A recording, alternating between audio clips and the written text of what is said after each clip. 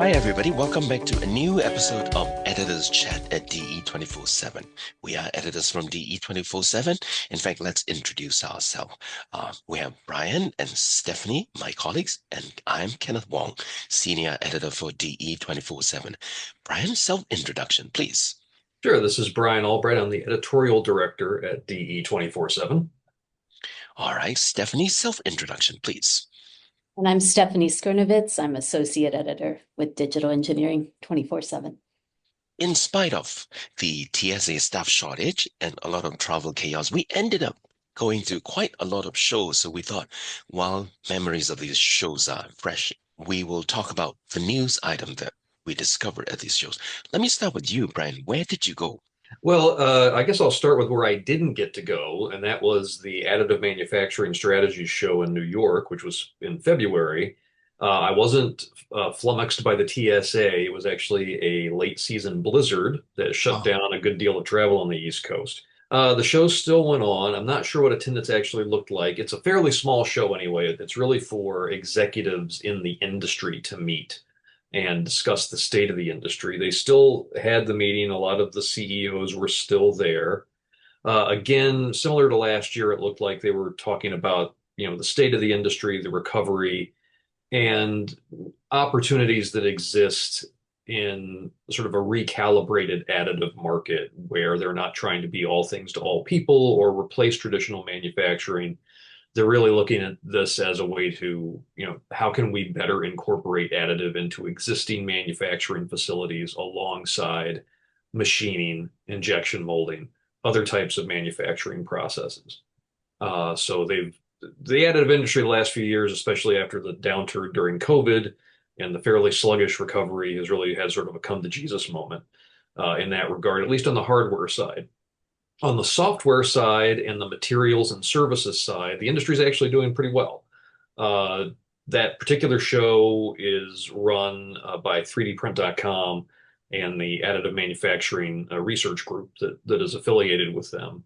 So they gave I think, some promising data about, people are using the technology. You can tell because material sales continue to increase and services and software continue to increase, even if the hardware isn't growing as quickly.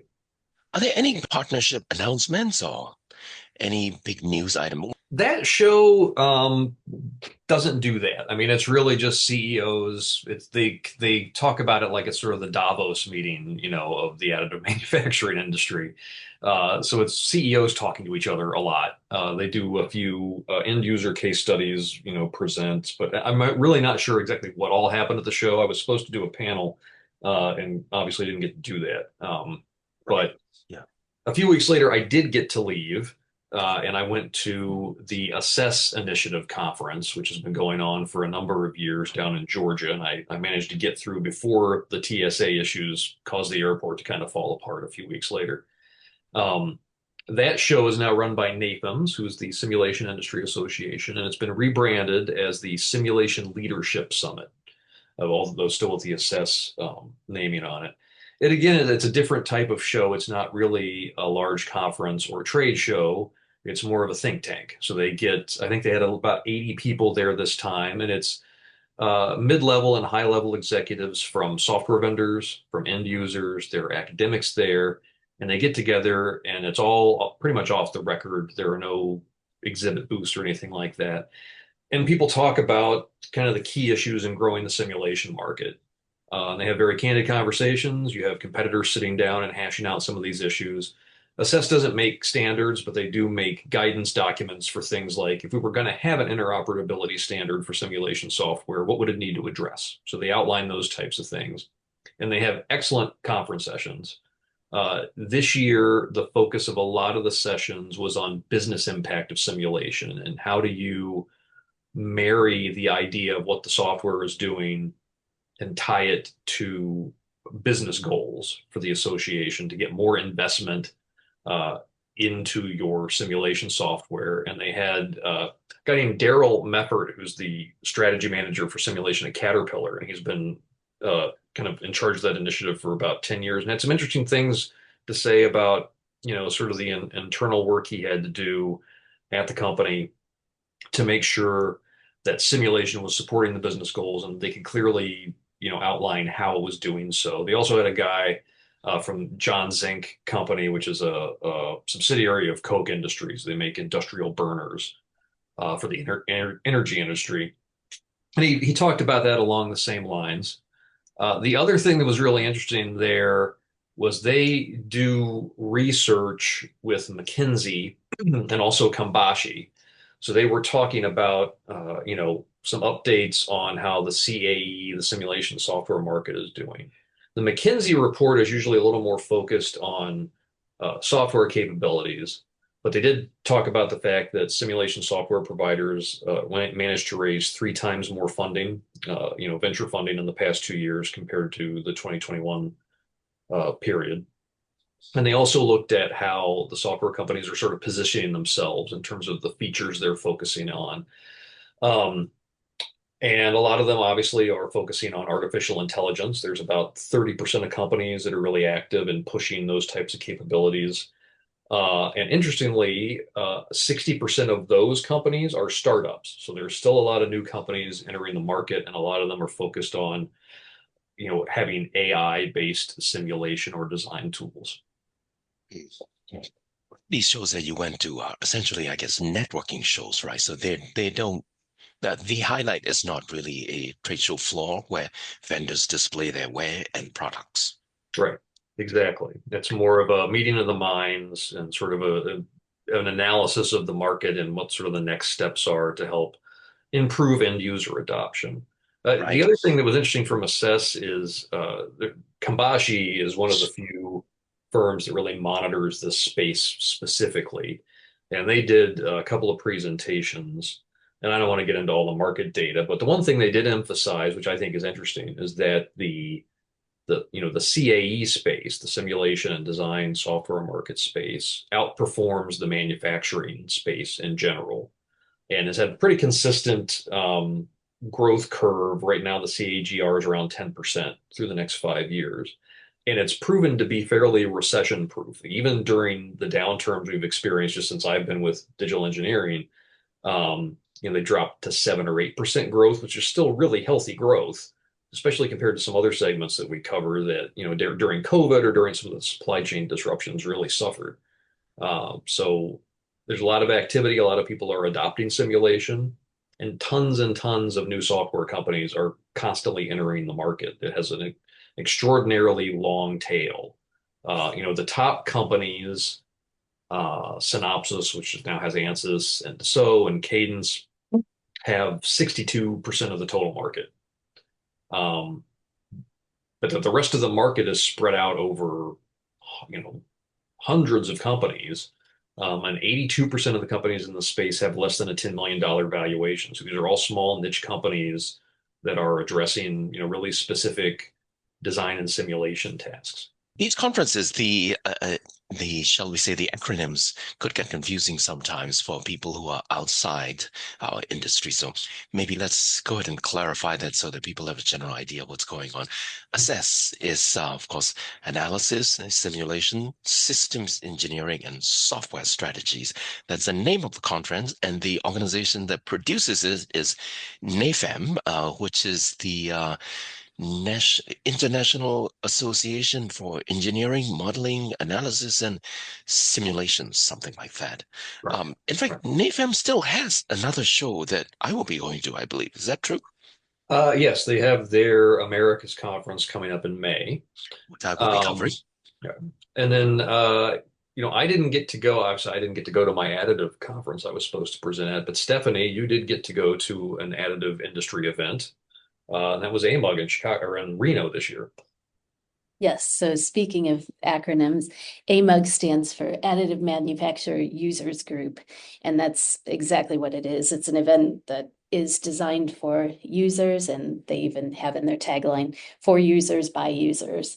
So it's an event that focuses on applications, like real world applications, and it's also not necessarily vendor driven. They do have an expo, but I would say this year there are probably several dozen exhibitors there, but you don't see a lot of equipment and their wares necessarily, although some some companies did have special rooms where they put things on display, like HP had a new industrial filament printer, and they also showed different applications for their printing systems.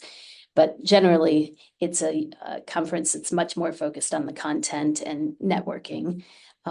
So I think a lot of the people that attend include like engineers, designers, and operators of machinery. And you find people kind of all over the place mingling and networking and sharing ideas. And it even extends down to their lunches and dinners. They're definitely built around networking. So it's a different kind of feel from Rapid, which is coming up, I think, in the next week or so. But a couple sessions I had attended that were interesting, and I also had some travel woes getting there. I missed the initial keynote, but I heard a lot about it. It was between Kevin Zinger of Divergent, an automotive company, and Stephen Fournier of General Atomics, which is a drone maker. And they spoke on basically how they collaborated after an AMUG several years ago, where Kevin had spoken, and they realized they might be able to work together on some applications that merged the automotive and aerospace industries on some projects. So they shared that. And I spoke later with Ben DeMarco of America Makes, who said it was one of the best sessions he ever attended. So unfortunately, I missed that one, but I got to see another keynote there. Ronan Hidar of the Lego Group spoke on consumer products and how they're starting to use additive manufacturing at scale in consumer goods. So recently they had a train piece as part of a set that was produced with additive manufacturing, and it's been like a years-long process in getting that to market. So those were some highlights I had. On the way out, you did have to deal with delay flight, cancel flight, I believe. On the way back, how was it, Stephanie? Did you have to deal with long security lines at the airport, or was it uneventful? Thankfully, smooth sailing coming home. So I do think it may have impacted numbers, although AMUG used to be held in Chicago for several years in a row. And this was the first year they moved out west, at least in a while.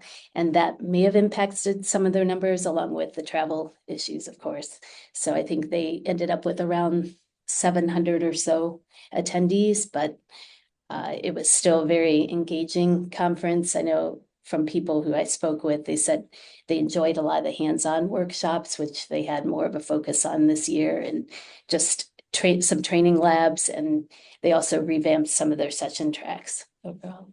Well, I'm sorry you had to miss Kevin Zinger, Stephanie. I've seen him speak. He's become sort of a minor celebrity in the additive space because he's been the companies that he runs are been doing a lot of disruptive, interesting stuff in auto manufacturing. They have these kind of crazy looking robotic assembly cells with looks like something out of an Iron Man movie where they've got, 8 or 12 robotic arms pulling these different pieces together and welding and doing additive manufacturing all at the same time. And he's also a Cleveland native. He's I think from Parma. Oh, I didn't know that. I always like to see him speak. He's pretty entertaining. Yeah, I was disappointed to miss him, especially after talking to Ben from America Makes. He said, you've got to get access to that presentation. And apparently that wasn't possible after the fact. So I was disappointed. Well, if Kevin Zinger is a minor celebrity, I went to GTC, and of course, CEO of NVIDIA Jensen Huang is, shall we say, a major celebrity when it comes to AI-based application sector. I also went to Synopsys Converge. Synopsys Converge is put on by Synopsys, that has now become the new owner of Ansys that we usually cover because they acquired Ansys. Maybe I should do this in a reverse order, in a chronological order. I went to Synopsys Converge first. Synopsys Converge has about 2,700 attendees in person.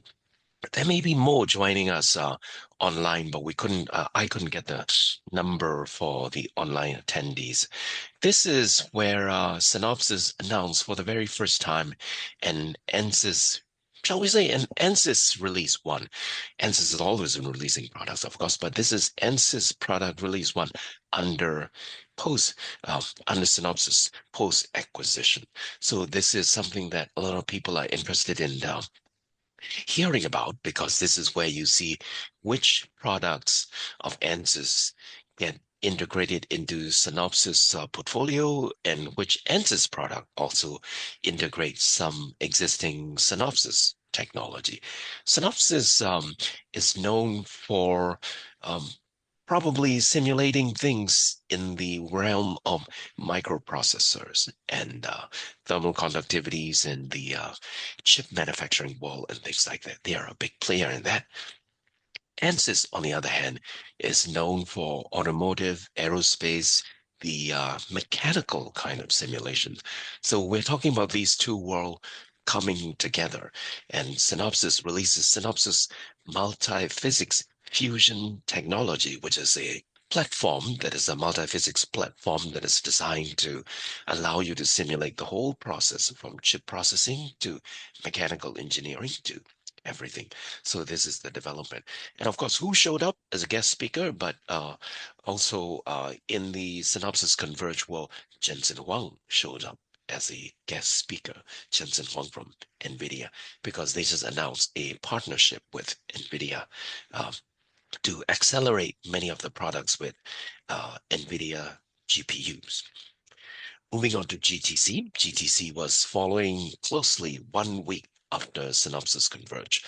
GTC is where, well, in the beginning, it used to be a show about how your game characters would look more realistic, or game explosion in the video game would look more dramatic if you have a GPU. But these days, this is squarely about AI applications. And the key message that Jensen Huang hammered home is NVIDIA wants to be horizontally open, vertically integrated. He meant, of course, that if there is any kind of vertical industry, whether it is automotive, aerospace, healthcare, simulation, NVIDIA is going to come up with libraries that allows you to include GPU acceleration for your specific AI-driven workflow, AI-driven applications. Horizontally open in the sense that NVIDIA wants to be integrated into everything. The NVIDIA GPU as a core, NVIDIA GPU-powered hardware system, and NVIDIA CUDA programming environment as a core environment for anything that you might intend to do. There is also, of course, Cadence, Dassault Systems, Siemens, and Synopsys, all the big players in our sector that showed up as partners at this show as well. Unveiling at the show was the Vera Rubin system, the NVIDIA Vera Rubin system. The Vera Rubin VSX AI Factory Reference Design, as NVIDIA called it, is a system that is supposed to become the next generation of a hardware. We're talking about data center kind of server infrastructure, really, that is going to power next generation AI applications. The design was revealed there.